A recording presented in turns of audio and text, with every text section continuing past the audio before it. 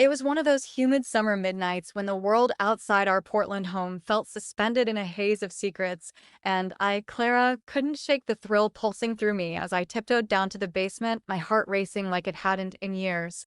Alex's voice had been echoing in my mind all day, rough around the edges from his endless road gigs, promising the kind of escape I'd craved since Tom's coding marathons left me staring at empty dinner plates. We'd reconnected online months ago, his messages a spark reigniting the fire from our college days, when life was all passion and no mortgages. Down there, amid the clutter of holiday lights and dusty albums, I poured us whiskey, my fingers brushing his as I whispered how Tom's reliability felt like a cage, how Alex made me feel alive again. We could vanish, I murmured, leaning into his kiss. The basement, our hidden world where plans took shape, draining the accounts, framing Tom as the distant one, slipping away to chase Alex's band across the country.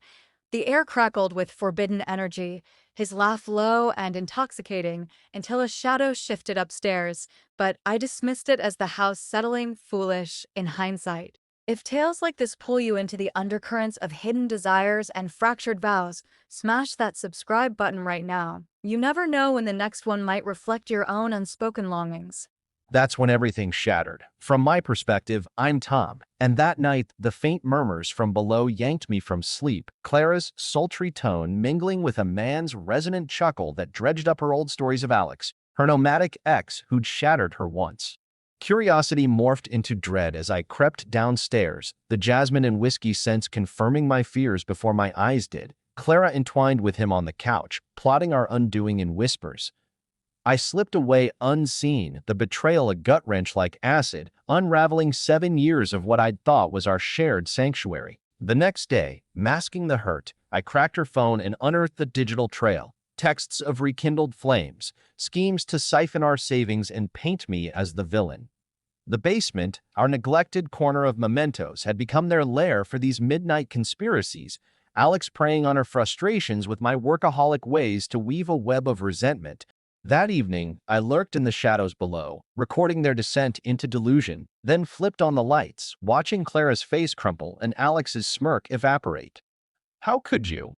I demanded, playing back their words as evidence, her pleas falling like rain on stone. The emotional wreckage hit me in waves afterward, nights haunted by her laughter with him, the trust I'd invested evaporating into nothingness, leaving me hollowed out. But from that void, a cold resolve took root, blooming into revenge not with fury, but finesse. I unearthed Alex's skeleton's discreetly outstanding warrants for dodging child support from a past fling and tipped off authorities, watching from afar as his tour derailed into handcuffs. For Clara, the divorce filings exposed her secret debts she'd aimed to dump on me, flipping the narrative to leave her stripped bare, begging on our stoop in the downpour. I held onto the house, gutted the basement into a haven for my neglected hobbies, and let life rebuild around me, her downfall a distant echo that mended the scars with quiet triumph.